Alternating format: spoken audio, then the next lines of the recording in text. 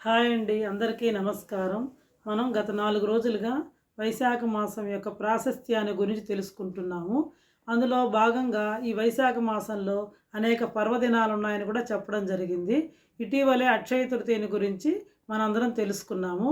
ఇప్పుడు అక్షయ తృతీయ తర్వాత విశేషమైన పుణ్యదినము శంకర జయంతిని గురించి ఇప్పుడు మనం తెలుసుకుందామా? మరి నాకు తెలిసినంత వరకు ఈ ఆదిశంకరాచార్యుని జయంతి సందర్భంగా ఆయన్ని గురించి మనం ఆయన నుంచి నేర్చుకోవలసిన విషయాల గురించి కొన్ని చెప్పదలుచుకున్నాను. ఈ ఆదిశంకరాచార్యులు వారు కేరళ రాష్ట్రంలోని కాలడి గ్రామంలో ఈ కాలడి గ్రామం అనేది ఎక్కడుంది అంటే త్రిచూర్కి సమీపంలో ఉందన్నమాట. ప్రజెంటు త్రిచూర్కి సమీపంలో ఉంది. ఈ కాలడి గ్రామంలో శివగురువు ఆర్యమాంబ దంపతులకు ఆయన జన్మించడం జరిగింది. ఆయన యొక్క జన్మించిన ఈ డేట్ ఆఫ్ బర్త్ అనేది మనకు సరిగా లేదు. శృంగేరి మఠం వాళ్ళు 788 అని చెప్పగా, ఈ కంచికామకోటి పీఠం వాళ్ళు ఇంకొక రకంగా చెప్తున్నారు. అందుకని నేను దాని గురించి మితమిద్దంగా మనకు కరెక్ట్గా తెలియదు కాబట్టి నేను చెప్పడం లేదు. కాబట్టి ఆయన తల్లిదండ్రులు ఎవరు అంటే శివగురువు ఆర్యమాంబ అనమాట. ఈయన ఎక్కడ జన్మించాడు అంటే కేరళ రాష్ట్రంలోని కాలడి అనేటువంటి గ్రామంలో జన్మించాడు. ఈ కాలడి అనేది ప్రస్తుతం ఎక్కడుంది అంటే కేరళ రాష్ట్రంలో త్రిచూర్కి సమీపంలో ఉంది. ఈ త్రిచూర్ సమీపంలో ఉండే ఈ వృషాచల పర్వతం మీదే ఈ శివగురువు ఆర్యమాంబ దంపతులు పార్వతీ పరమేశ్వరుల గురించి తపమాచరింపగా వాళ్ళ వల్ల ఆ పార్వతీ పరమేశ్వరుల కృపా కటాక్షం వలన పార్వతీదేవికి సుబ్రహ్మణ్యేశ్వర స్వామి జన్మించిన విధంగా ఈ ఆర్యమాంబ శివగురువు దంపతులకు ఈ ఆదిశంకరాచార్యులు జన్మించడం జరిగింది. ఈ ఆదిశంకరాచార్యులు జన్మించిన కొద్ది కాలానికే తండ్రి గారు స్వర్గస్థులయ్యారు. ఆ తర్వాత తల్లి అయినటువంటి ఆర్యమాంబ ఆయన్ని పెంచి పెద్ద చేయడం జరిగింది. ఆ తర్వాత ఆయనకు ఉపనయనం కూడా చేయడం జరిగింది. అయితే ఆయన చిన్నప్పటి నుంచి కూడా ఏకసంధాగ్రాహి, జ్ఞాని, కారణ జన్ముడు, ఆ కైలాస శంకరుడే కాలడి శంకరుడుగా జన్మించాడని చెప్పి లోక ప్రతీతి అనమాట. కాబట్టి ఆయన ఏకసంధాగ్రాహి కాబట్టి అన్ని శాస్త్రాలని కూడా చిన్న వయసులోనే నేర్చుకోవడం జరిగింది. ఆ తర్వాత తల్లి యొక్క అనుమతితో ఒకరోజు తల్లిని ప్రార్థించి, అమ్మ నేను సన్యాస దీక్ష తీసుకుంటాను అని తల్లిని కోరగా ఆ తల్లి అందుకు అంగీకరించలేదు. నాయన నువ్వు ఒక్కడవే నాకున్నది, నిన్ను వదిలిపెట్టి నేను ఎలా ఉండగలను, నేను ఎలా జీవించగలను అని మనం కూడా అదే కదా అంటాము సామాన్య మానవుల మాదిరిగా అని చెప్పి పాపం ఆమె కూడా చెప్పింది అనమాట. అందుకు ఆదిశంకరాచార్యులు తల్లి మాటని కాదనలేక ఒకరోజు ఆయన ఆ కాలడి అనేటువంటి గ్రామం ఎక్కడుందంటే పూర్ణానది సమీపంలో ఉందన్నమాట. ఆ పూర్ణానదిలో స్నానం చేస్తూ ఆయన కాళ్ళకి ముసలి పట్టుకుందని చెప్పి పెద్దగా కేకలు వేయడం మొదలుపెట్టారు. అది చూసి తల్లి ఏమి నాయన అంటే, అమ్మ నన్ను ముసలి బంధించి వేసింది కాబట్టి నేను ఎలాగూ నా ప్రాణాలు పోతాయి, ప్రాణం పోయేటప్పుడైనా సరే నేను సన్యాస దీక్ష తీసుకుంటాను, నువ్వు అనుమతించు అని చెప్పి తల్లిని ప్రార్థించగా విధిలేక తల్లి అందుకు అంగీకరించింది. అప్పుడు ఆయన ఎప్పుడైతే సన్యాస దీక్ష తీసుకోగానే ఆ ముసలి ఆయన్ని విడిచిపెట్టింది. ఆ తర్వాత శంకరాచార్యులు వారు సన్యాస దీక్ష తీసుకొని ఆసేతు హిమాచలం భారతదేశం అంతటా కూడా పర్యటించడం జరిగింది. అయితే ఈ ఆదిశంకరాచార్యులు కేవలం మనం ఏమనుకుంటాం, శివాలయంలో కనిపించేటువంటి ఒక విగ్రహంలాగా అనుకుంటామని. కానీ ఆయన కేవలం ఏదో ఒక విగ్రహం పెట్టి ఆయన పూజించడం అదే మనం ఎక్కువగా అనుకుంటుంటాం. కానీ ఈ ఆదిశంకరాచార్యుల వారు శివాలయంలో మనకి కనిపించేటువంటి విగ్రహం మాత్రమే కాదు, ఆయన ఆనాటి మూఢత్వాన్ని ఛేదించినటువంటి యోధుడు, ఆనాటి సమాజంలో ఉండేటువంటి మూఢత్వాన్ని ఛేదించినటువంటి యోధుడు. అంతేకాకుండా ఆయన ఒక మేధావి, ఒక జ్ఞాని, ఒక కర్మయోగి, ఒక వివేకి, ఒక పండితుడు, ఒక దార్శనికుడు, ఒక ఉద్యమకారుడు. ఈ విధంగా ఆదిశంకరాచార్యుల గురించి చెప్పుకుంటూ పోతే దానికి అంతం అనేది లేదనమాట. అంతేకాకుండా ఆయన చెప్పిన విషయాలు అప్పటి తరం కాదు, ఏ తరమైనా ఎప్పుడైనా సరే, ఈనాడైనా సరే, ఏ తరమైనా నేర్చుకునేటువంటి జ్ఞాన సంపదని ఆయన మనకి ఇచ్చాడనమాట. చూడండి, ఇప్పుడు మనం వంట చేయాలంటే ఏం కావాలి? అగ్ని కావాలి. అగ్ని లేనిదే వంట లేనట్లు మనకు గనక జ్ఞానం లేకపోతే మనకు కూడా స్వేచ్ఛ లేదు అని ఆదిశంకరాచార్యులు చెప్పడం జరిగిందనమాట. ఒకరోజు ఆయన శిష్యులు కొన్ని ప్రశ్నలు అడిగారనమాట. జ్ఞానం అంటే ఏమిటి, అసలు జ్ఞానం అంటే ఏంది అని చెప్పి ఆయన శిష్యులు ఆయన్ని ప్రశ్నించడం జరిగింది. అప్పుడు ఆ శిష్యులు కొన్ని ప్రశ్నలు వేయగా ఆయన ఆ శిష్యుల యొక్క ప్రశ్నలకి సమాధానాల్ని ఇవ్వడం జరిగిందనమాట. ఆ సమాధానాలన్నీ కూడా నేటికి కూడా మానవాళికి ఆదర్శం అని చెప్పి నా సమాధానాలు వింటుంటే ఆదిశంకరులు చెప్పిన శిష్యులు వేసిన ప్రశ్నలు, దానికి ఆదిశంకరులు చెప్పిన సమాధానాల గురించి తెలుసుకుంటే అసలు నాకు అవన్నీ కూడా ఈనాటి మానవాళికి కూడా అవన్నీ కూడా ఆదర్శం అని చెప్పి నాకు ఒక అభిప్రాయం కలిగిందనమాట. ఏం చెప్పాడంటే ఆయన, మనుషులు ఎలా ఉండాలి, ఎలా ఉండకూడదు, ఎలా ఉంటే మనం అనుకున్న విజయాల్ని సాధిస్తాము, దానికి ఆయన ఇచ్చిన సమాధానాలు అవన్నీ కూడా మనకు ఒక మార్గాన్ని చూపిస్తూ ఒక దిక్సూచిగా కూడా సకల మానవాళికి కూడా పనిచేస్తాయని చెప్పి నాకు తోస్తోందనమాట. ఏమిటి ఆ ప్రశ్నలు, దానికి ఆదిశంకరులు చెప్పిన సమాధానాలు ఏంది అనేది మనం ఇప్పుడు తెలుసుకుందాము. ఆ మొదటి ప్రశ్న ఏంటంటే, ఏది అన్నిటికన్నా ప్రయోజనకరమైంది అని ఫస్ట్ ప్రశ్న ఆదిశంకరాచార్యుల శిష్యులు ఈ ఆదిశంకరులు అడగడం జరిగిందనమాట. ఏంది మొదటి ప్రశ్న? ఏది అన్నిటికన్నా కూడా ప్రయోజనకరమైంది, ఏది అన్నిటికన్నా ప్రయోజనకరమైంది అంటే ధర్మాన్ని పాటించడం. ధర్మో రక్షతి రక్షిత అంటే ధర్మాన్ని మనం కాపాడితే ఆ ధర్మమే మనల్ని రక్షిస్తుంది అని చెప్పి ఈ విషయం మనందరికీ తెలుసు. కానీ మనం దాన్ని ఎంతవరకు పాటించగలుగుతున్నాం అదే నేర్చుకోవాలి. కాబట్టి ఏది అన్నిటికంటే ప్రయోజనకరమైందంటే ధర్మాన్ని ఆచరించడం. చెప్పడం సులభమే, ఇది చేయాలి అది చేయాలని, దాన్ని ఎంతవరకు ఆచరిస్తామో ప్రతి ఒక్కళ్ళు కూడా అవగాహన చేసుకోవాలి. వీలైనంత వరకు ధర్మాన్ని ఆచరించాలి. ఇది మొదటి ప్రశ్నకి ఆయన ఇచ్చినటువంటి సమాధానం. రెండో ప్రశ్న ఏంటంటే, ఏది వాంఛింపదగింది అంటే ఏది మనం కోరుకోదగినది అంటే స్వహితం పరహితం అంటే మన మంచే కాదు, మనం ఎవరినైనా కోరుకోవాలంటే అందరూ బాగుండాలి, అందరిలో మనం ఉండాలి, మన మంచి ఇతరుల మంచి కూడా కోరుకోవాలి. అంతేగా నేను మాత్రమే బాగుండాలా, ఎవరు బాగుండకూడదు అని కోరుకోకూడదు. ఎప్పుడు కూడా ఎవరైనా సరే ఏం కోరుకోవాలి, మన హితము పరుల హితాన్ని కూడా కోరుకోవాలన్నమాట. ఇది ఆయన ఏది మనిషి కోరుకోదగింది అంటే ఇది చూడండి, ఎప్పటికైనా ఉపయోగమే కదా, ప్రతి మనిషికి ఉపయోగమే కదా, ఈనాటి తరానికి కూడా అని ఆయన చెప్పడం జరిగింది. ఏది మనం కోరుకోదగింది, ఏది వాంఛింపదగింది అంటే మన హితమే కాదు పరహితం కూడా, మన మంచిని కోరుకోవాలి, ఇతరుల మంచిని కూడా కోరుకోవాలి, అందరూ బాగుండాలి అని చెప్పి అనుకోవాలి అని చెప్పి ఆయన దానికి సమాధానం చెప్పడం జరిగింది. ఇంకా మూడవ ప్రశ్న ఏంటంటే, శత్రువు ఎవరు అని ఆయన శిష్యులు ప్రశ్నించడం జరిగింది. మూడవ ప్రశ్నగా అసలు శత్రువు అంటే ఎవరంటే ఆయన ఏం చెప్పాడంటే సోమర్తనము. ఎవరైతే ఏ పని చేయకుండా బద్ధకంగా ఎప్పుడు లేజీనెస్గా ఉంటారో, బద్ధకంగా సోమర్తనంగా ఉంటారో అదే మనకు శత్రువు. మనం ఎప్పుడు కష్టపడి పనిచేస్తూ ఉంటే మనకు అన్ని విజయాలు లభిస్తాయి, ఫలితాలు సిద్ధిస్తాయి. కాబట్టి సోమర్తనం అనేటువంటిదే మనకి శత్రువు. ఇంకో ప్రశ్న అడిగారు, ఏంటంటే ఏది దుఃఖం, మన దుఃఖానికి కారణం ఏంది? చాలామంది అబ్బాయి నేను దుఃఖపడిపోతున్నా. అసలు ఆ దుఃఖానికి కారణం ఏంటి? ఏది దుఃఖం అంటే ఉత్సాహం లేకపోవడం. అంటే ఉత్సాహం బద్ధకం, ఎప్పుడు సోమర్తనంగా ఉండడం, ఏదైనా పని చేయాలంటే ఇంట్రెస్ట్ లేకపోవడం, ఉత్సాహం లేకపోవడం, అదే మన దుఃఖానికి హేతు. అంతే కదా, మనకు ఉత్సాహం లేకపోతే ఎప్పుడు స్తబ్దుగా పడుకుంటే ఏదో ఒక ఆలోచన, అదే మన దుఃఖానికి కారణం అవుతుంది. అలా కాకుండా ఉత్సాహంగా ఆ పని చేయాలి ఈ పని చేయాలని చెప్పి మనకు గనక వ్యాపకం ఉన్నట్లయితే అప్పుడు మనకు దుఃఖం కూడా అంత ఉండదు. ఎందుకంటే ఒకవేళ దుఃఖం సంభవించినప్పటికీ కూడా మనకు ఉండేటువంటి ఉత్సాహం వల్ల ఆ దుఃఖం అనేది ఉపశమనం కలుగుతుంది, ఆ దుఃఖానికి ఉపశమనం కలుగుతుంది. కాబట్టి ఏది దుఃఖము అంటే ఉత్సాహం లేకుండా ఏ పని చేయకుండా చచ్చుగా ఉండడమే మన దుఃఖానికి కారణము. కాబట్టి మనం ఎప్పుడు కూడా ఉత్సాహాన్ని కలిగి ఉండాలి. ఏది జాడ్యము అని చెప్పి అడిగారు. ఇంకొక క్వశ్చన్ ఏంటంటే, ఏది జాడ్యము అంటే నేర్చుకున్నది ఆచరించకపోవడం. మనం అన్ని విషయాలు నేర్చుకుంటాం, వాళ్ళు అది చెప్పారు, చాగంటి కోటేశ్వరరావు గారు ఇది చెప్పారు, గరికపాటి నరసింహారావు గారు ఇది చెప్పారు, ఇలా ఆచరించాలి అలా ఆచరించాలి, ఉపన్యాసాలు విని వస్తాం, మనం అవి ఎంతవరకు ఆచరిస్తాం. కాబట్టి మనం నేర్చుకున్నటువంటి ధర్మాచరణని మనం కూడా కార్యరూపంలో ఆచరించాలి. అలా ఆచరించకపోవడం అనే దాన్ని ఆయన ఏం చెప్పాడంటే జాడ్యం అని చెప్పాడు ఆయన. అదే జాడ్యము అని చెప్పాడు. ఏది వెలలేనిది అంటే ఏది వెలలేనిది చూడండి, మనకు బాగా కష్టం వచ్చింది, ఎప్పుడైతే మనకు కష్టం వచ్చినప్పుడు మనకు అవసరమైనప్పుడు ఎవరైతే ఆదుకుంటారో దానికి మనము విలువ గట్టలేము, వెలగట్టలేము. ఏంది అంటే కష్టంలో ఉన్నప్పుడు, ఆపదలో ఉన్నప్పుడు, మన దుఃఖంలో ఉన్నప్పుడు ఎవరైతే మనల్ని ఆదుకుంటారో దానికి వాళ్ళు చేసినటువంటి సహాయానికి మనం ఎప్పటికీ కూడా జీవితంలో కూడా వెలకట్టలేము. అంటే ఇప్పుడు మనకి బాగా చూడండి, మనం చదువుకోలేము, మన దగ్గర డబ్బులు లేవు, మనకి ఎవరైనా ఫీజులు కట్టి వాళ్ళు చదివించారనుకోండి, వాళ్ళు చేసినటువంటి సహాయానికి మనం వెలగట్టగలమా? వెలగట్టలేం కదా. లేదు మనకు బాగలేదు, హాస్పిటల్‌లో ఉన్నాం, మన దగ్గర డబ్బులు లేవు, డబ్బులన్నీ అయిపోయినాయి. ఎవరైనా మన వైద్య నిమిత్తం కొంత భరించారు, వాళ్ళు కొంత ఖర్చు చేశారు. ఆ సహాయానికి మనం వెలగట్ట తర్వాత ఇస్తే ఇచ్చుండొచ్చు గాక. కానీ ఆ సమయంలో మనకు ఎవరైతే సహాయం చేశారో అది గొప్పతనం. ఆ సహాయానికి మనం వెలకట్టలేము. కాబట్టి ఏది వెలలేనిది అంటే ఎవరైతే మన కష్టం వచ్చినప్పుడు, మనకు అవసరమైనప్పుడు ఆదుకుంటారో వాళ్ళ స్నేహితులు కావచ్చు, బంధువులు కావచ్చు, ఎవరైనా సరే ఆ సహాయానికి మనము విలువ అనేది కట్టలేము అని చెప్పాడు.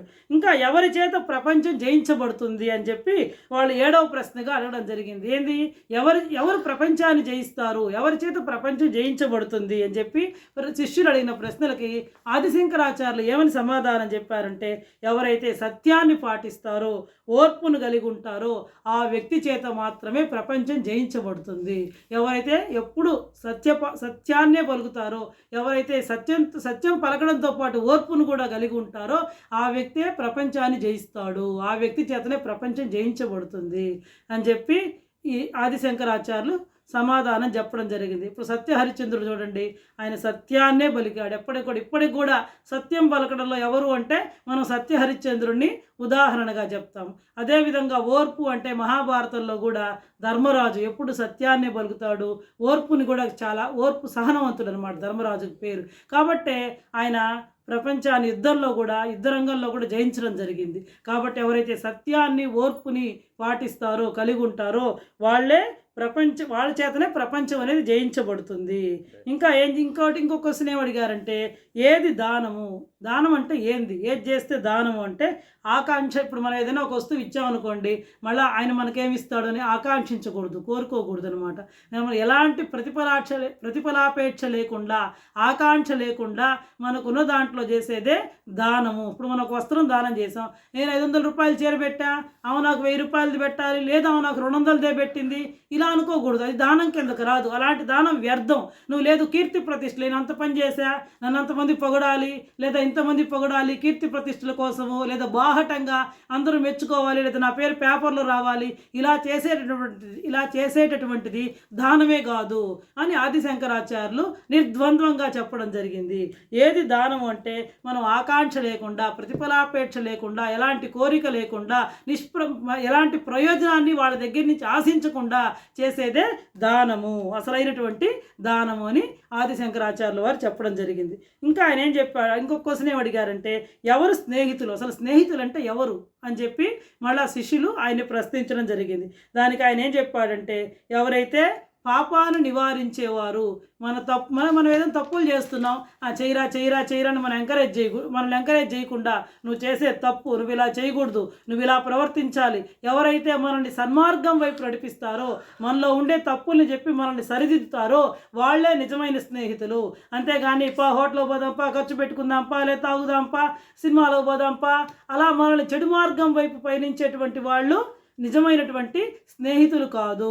ఎవరైతే మనం చేసేటువంటి తప్పుడు పనులను నివారించి మనల్ని సన్మార్గంలో పెడతారో, లేదా మనల్ని సత్కర్మల వైపు ప్రయాణింపజేస్తారో వాళ్ళే నిజమైనటువంటి స్నేహితులు అని చెప్పి ఆదిశంకరాచార్యుల వారు చెప్పడం జరిగిందనమాట.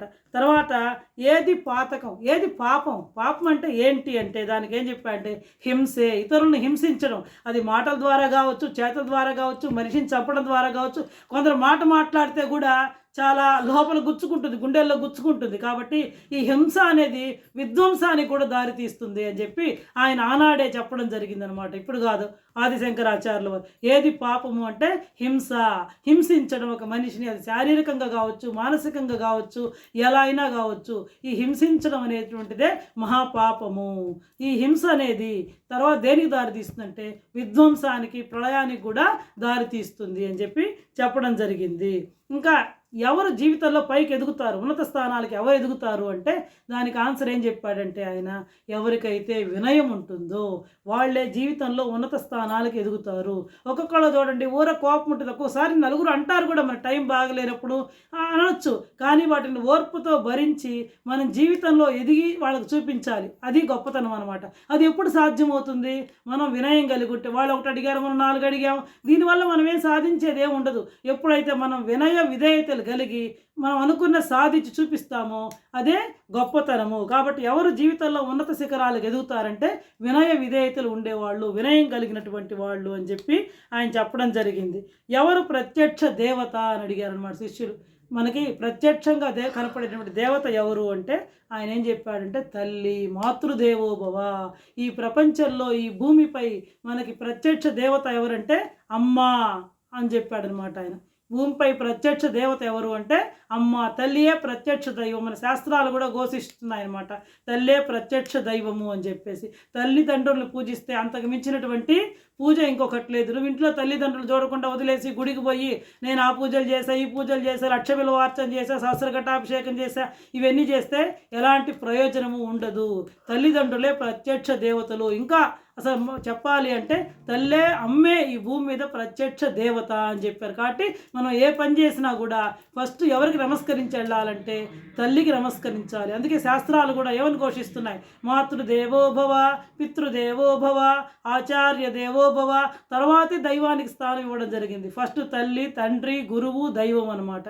కాబట్టి ఈ భూమిపై మనకి ప్రత్యక్ష దేవత ఎవరు అంటే తల్లి, మాతృదేవోభవ, మన అమ్మే మనకు ప్రత్యక్ష దైవం. కాబట్టి ప్రతి ఒక్కళ్ళు కూడా ఈ విషయాన్ని గుర్తుపెట్టుకొని తల్లిదండ్రుల్ని ఎంతో ప్రేమతోటి, బాధ్యతతోటి వాళ్ళని సంతోషపడేటట్టుగా చేయాల్సినటువంటి బాధ్యత ఎవరి మీద ఉందంటే మనందరి మీద, సమాజంలో ఉండే ప్రతి ఒక్కరి మీద ఉంది.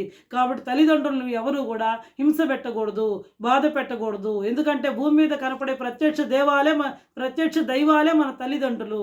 కాబట్టి వాళ్ళని బాధ్యతగా చూడడం అనేటువంటిది మన యొక్క విధి. కాబట్టి తల్లే ఈ భూమి మీద ప్రత్యక్ష దేవత అని ఆదిశంకరాచార్యులు చెప్పడం జరిగిందనమాట.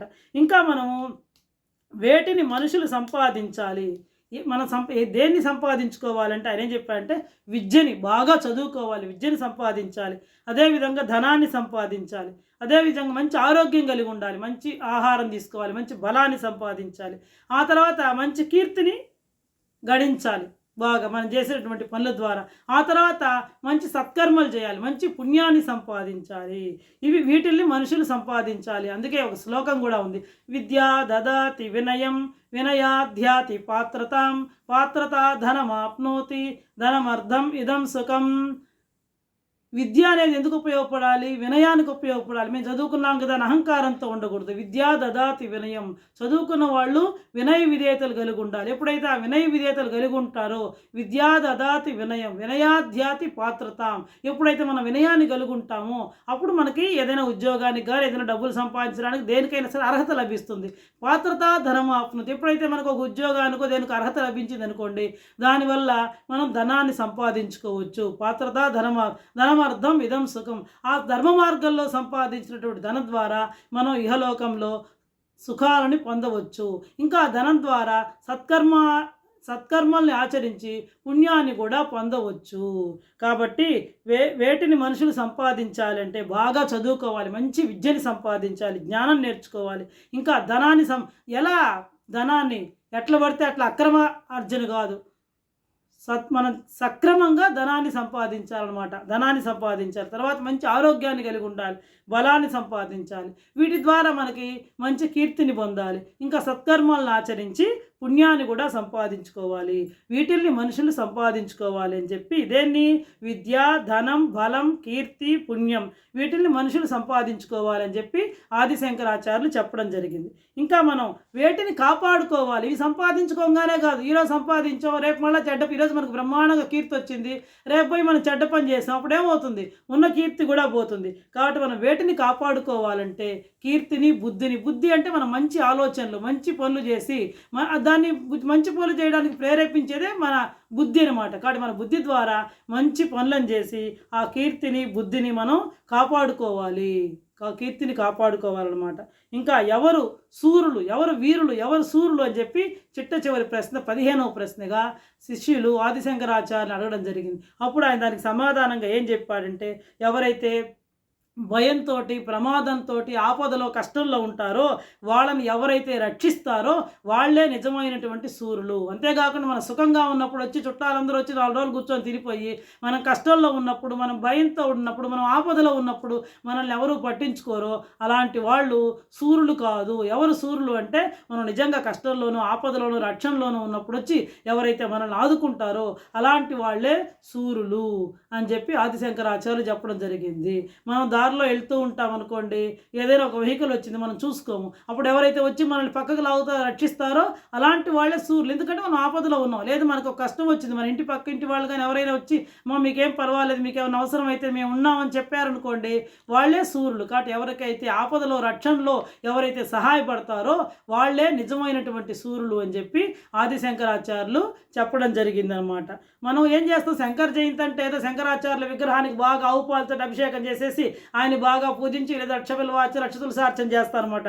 శంకర్ని పూజించడం, పూజించేసి చేతులు దులిపేసుకుంటాం. ఇదే మనం చేయాల్సింది. శంకర జయంతికి ఏం చేయాలి, శంకరుని యొక్క మార్గాల్ని మనం ఆచరించాలి. అంతేగాని ఏదో శంకర జయంతి అనగానే శంకరుని పూజించేసి మనం చేతులు దులుపుకోవడం కాదనమాట. మన జీవితాల్లో తలెత్తేటువంటి ప్రతి సమస్యకు కూడా ఈ శంకరులు చెప్పినటువంటి ఈ సమాధానాల్లో ఉంది. కాబట్టి మనల్ని మార్చుకోవాలన్నా, మన జీవితాన్ని ఉత్తమంగా తీర్చిదిద్దుకోవాలంటే మనం ఏం చేయాలి, ఈ ఆదిశంకరులు చెప్పినటువంటి విషయాల్ని మన జీవితానికి అన్వయించుకొని వాటిని పాటించాలి, వాటిని అనుసరించాలి. అదే మనం ఆదిశంకరులకు ఇచ్చే కానుక. అంతేగాని ఆయన జయంతి అని చెప్పి విశేషంగా ఏదో ఆయన పూజలు చేసేసి టెంకాయలు కొట్టేసి లక్షబిల్వ వాచన చేసి చేతులు దులుపుకోవడం కాదు. ఆయన చెప్పినటువంటి విషయాల్ని మన జీవితానికి అన్వయించుకొని, మన జీవితంలో తలెత్తే సమస్యలు పరిష్కరించుకొని మనల్ని మనం తీర్చిదిద్దుకోవడమే మనం ఆదిశంకరులకు ఇచ్చేటువంటి కానుక. ఇంకా ఈ ఆదిశంకరాచార్యులు వారు ఒకసారి సశరీరంగా కైలాసానికి వెళ్ళారట. కైలాసానికి వెళ్తే ఆ శివుడు ఈయనకి 5 లింగాలను ఇచ్చారట. ఆ లింగాలను తెచ్చి ఎక్కడ పెట్టారంటే అవి 5 లింగాలు అనమాట. ఒకటి యోగలింగం, దాన్ని కంచి కామకోటి పీఠంలో ఉందన్నమాట, ఇప్పటికి కూడా ఉంది. రెండోది భోగలింగం, దాన్ని శృంగేరి మఠంలో పెట్టడం జరిగింది. మూడోది మోక్షలింగం, దాన్ని చిదంబరంలో పెట్టడం జరిగింది. నాలుగోది వరలింగం అన్నమాట, ఇది నేపాల్లో నీలకంఠ క్షేత్రంలో పెట్టడం జరిగింది. ఐదోది ముక్తిలింగం, ఇది ఎక్కడుందంటే కేదార్లో ఉంది. ఈ 5 లింగాల్ని ఆదిశంకరాచార్యులు సశరీరంగా కైలాసానికి వెళ్ళి తెచ్చి వీటిల్ని ఈ ప్రదేశాల్లో ప్రతిష్ఠించడం జరిగింది. ఇంకా ఈ ఆదిశంకరాచార్యులు అద్వైత మతాన్ని స్థాపించాడు. ఆనాడు బౌద్ధ మతం ప్రాబల్యం వల్ల అంతరించిపోతున్నటువంటి సనాతన ధర్మాన్ని కాపాడడానికి ఆయన మన భారతదేశం నలుమూలలా పర్యటించి భారతదేశానికి 4 మూలల 4 మఠాలని స్థాపించాడు. అవి ఏంది అంటే ఉత్తరాన జోష్ మఠం బద్రీనాథ్లో, దక్షిణాన శృంగేరి మఠం కర్ణాటకలో, తూర్పున గోవర్ధన మఠం పూరిలో, పశ్చిమాన ద్వారకలో 4 మఠాలని స్థాపించి ఈ సనాతన ధర్మ పరిరక్షణకు ఈ మఠాలని ప్రతినిధులుగా చేసి ఆ మఠాల ద్వారా సనాతన ధర్మాన్ని కాపాడాలి అని చెప్పి ప్రబోధించడం జరిగింది. ఇంకా ఈ ఆదిశంకరాచార్యులు కంచిలో కామకోటి పీఠాన్ని స్థాపించి దానికి ఆయనే మొదటి ఆచార్యులుగా ఆయనే ఉండడం జరిగింది. ఇటీవలే మనం చూసాం, అక్షయ తృతీయ నాడు కంచి కామకోటి పీఠానికి నూతన ఉత్తరాధికారిగా 71వ పీఠాధిపతిగా గణేష్ శర్మ ద్రావిడ్ గారిని నియమించడం జరిగింది. ఈ కంచి కామకోటి పీఠం చాలా పురాతనమైనది. 2500 సంవత్సరాలకు పూర్వం నుంచి ఈ కంచి కామకోటి పీఠం ఉందని పురావస్తు శాఖ ఆధారాల్లో కూడా చెప్పడం జరుగుతుంది. ఈ కంచి కామకోటి పీఠానికి మొదటి ఆచార్యులు ఎవరు అంటే జగద్గురు శ్రీ ఆదిశంకరాచార్యులు వారు, ఆయన స్థాపించిన పీఠం. ఇప్పుడు అక్షయ తృతీయ లాంటి విశేష పుణ్యదినమున రోహిణి నక్షత్రంతో కూడినటువంటి అక్షయ తృతీయ బుధవారం కలిసి వచ్చిన రోజున ఈ కంచి కామకోటి పీఠంలో నూతన ఉత్తరాధికారిగా 71వ పీఠాధిపతిగా ఉత్తరాధికారిగా శ్రీ గణేష్ శర్మ గారిని నియమించడం జరిగింది. దీనికి మనందరం కూడా చాలా సంతోషించాల్సినటువంటి విషయం. ఎందుకంటే ఆయన మన తెలుగువాడు కావడం, అన్నవరం నివాసి కావడం మనం చేసుకున్నటువంటి అదృష్టము. ఇది ఆదిశంకరాచార్యుల గురించి మనం నేర్చుకోవలసినటువంటి విషయాలు అని చెప్పి నా అభిప్రాయం. కేవలం ఏదో ఆదిశంకరాచార్య జయంతి అనగానే ఆయనకు పూజలు చేసి చేతులు దులుపుకోవడం కాదు. ఆయన ఏం చెప్పాడో, ఆయన యొక్క మార్గం ఏందో అది ఏ తరం వాళ్ళకైనా ఉపయోగపడుతుంది. కాబట్టి ఈ తరం వాళ్ళ విద్యార్థులు, స్టూడెంట్స్ ప్రతి ఒక్కళ్ళు కూడా ఆ మార్గాన్ని అనుసరించి అందరూ కూడా మంచి విషయాలు నేర్చుకొని వాళ్ళ జీవితంలో ఏర్పడే సమస్యలన్నింటినీ కూడా పరిష్కరించుకోవాలి. ఆదిశంకరాచార్యుల్ని ఆదిశంకరాచార్యుల యొక్క మార్గాన్ని అనుసరించాలని చెప్పి కోరుకుంటున్నాను. ఇంకా ఆదిశంకరాచార్యులు అనేక స్తోత్రాలను రచించాడు. కనకదారాస్తవం అని చెప్పి, ఇంకా కైలాసానికే వెళ్ళి ఒకరోజు పార్వతీదేవి ఆయనకి ఒక గ్రంథాన్ని బహుకరించింది. ఆ గ్రంథం తీసుకొని వస్తూ ఉంటే కైలాసానికి కాపలాదారు అంటే నందీశ్వరుడు. ఏం తీసుకెళ్తున్నావయ్యా అంటే, ఇదిగో అమ్మవారి పుస్తకాన్ని ఇచ్చి తీసుకెళ్తున్నా అంటే, అది మొత్తం భూలోక వాసులకి ఇవ్వడానికి కుదరదు, వాళ్ళకంతటి జ్ఞానం లేదు అని చెప్పి దాంట్లో ఉండేటువంటి కొన్ని శ్లోకాలని ఆ నందీశ్వరుడు తీసుకొని 41 శ్లోకాలని మాత్రమే ఆయనకి ఇవ్వడం జరిగింది. అదే సౌందర్య లహరి. ఆ సౌందర్య లహరిలో 41 శ్లోకాలు సాక్షాత్ స్వయంగా అమ్మవారే ఇచ్చింది. కాబట్టి వాటిని ఆనంద లహరి అని, మిగిలిన శ్లోకాలన్నీ కూడా శంకరాచార్యులు రచించడం జరిగింది. దాన్ని సౌందర్య లహరి అని చెప్పి విభజించడం జరిగింది. కాబట్టి ఈ సౌందర్య లహరి, కనకదారాస్తవం, ఇంకా అనేక దక్షిణామూర్తి స్తోత్రం, అనేక శ్లోకాలని, అనేక స్తోత్రాలని ఆదిశంకరాచార్యులు రచించడం జరిగింది. వీటన్నిటినీ కూడా మనం చదువుకొని మనందరం కృతార్థులం అయ్యి ఆదిశంకరాచార్యుల యొక్క మార్గాన్ని అనుసరించాలని కోరుకుంటూ, శంకర జయంతి సందర్భంగా అందరికీ నా శుభాకాంక్షలు తెలుపుతూ, ఆదిశంకరాచార్యుల మార్గాన్ని మనందరం కూడా పాటించాలి, అనుసరించాలని కోరుకుంటూ సెలవు తీసుకుంటున్నాను.